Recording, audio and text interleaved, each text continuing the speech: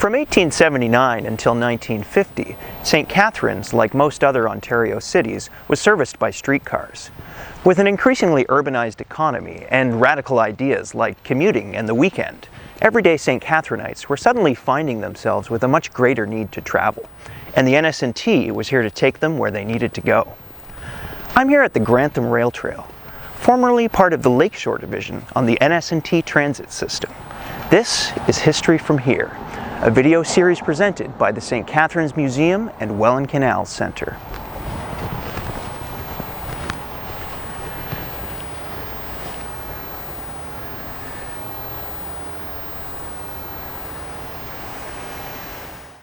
For the first 2 decades of St. Catharines' streetcar era, a hodgepodge system of local enterprises competed to meet the city's transit needs. The earliest trolleys had been horse-drawn, but in 1887, electrification began.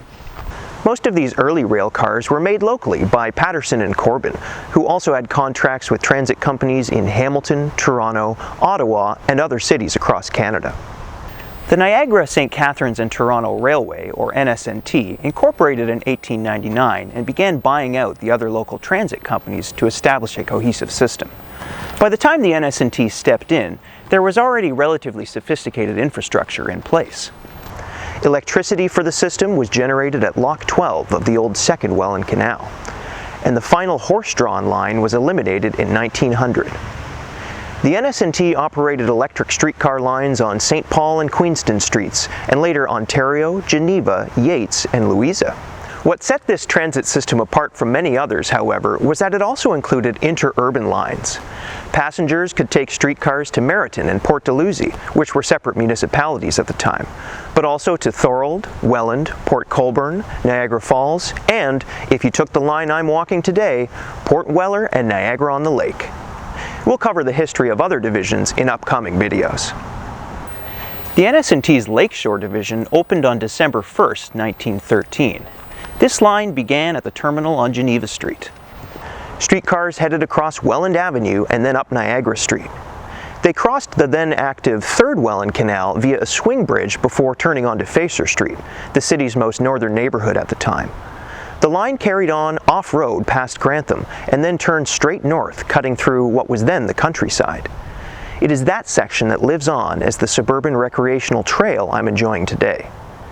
Trains curved eastward again at the just-established Port Weller, crossed the under-construction Fourth Welland Canal at Lock 1, and traveled to Niagara-on-the-Lake primarily via Lakeshore Road. There, the route terminated at the still-standing NS&T station at King and Market Streets.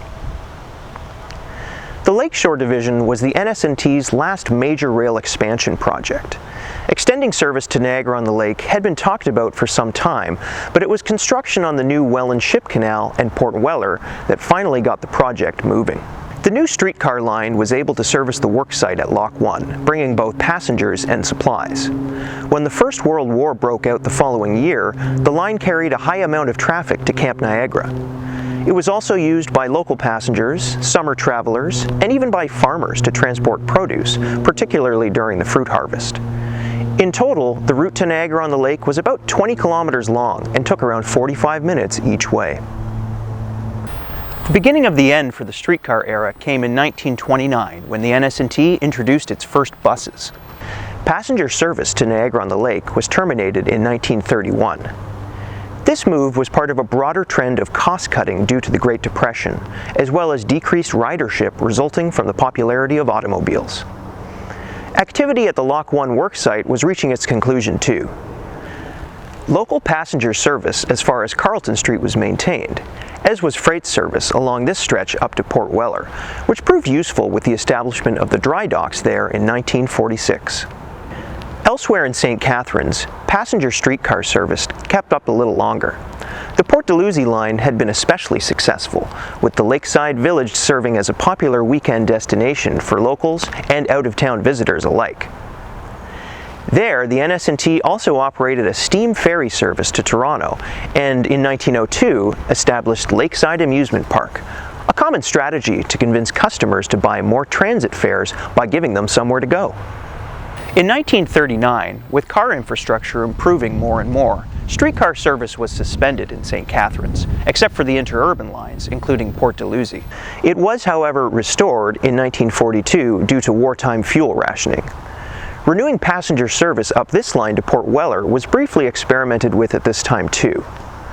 Local service was ended a second and final time in 1950, with most of the interurban lines ending shortly after. The last surviving NS&T streetcar line ran from Thorold to Fonthill, Welland, and Port Colborne. When that route was discontinued in March 1959, it was the last interurban streetcar in Canada.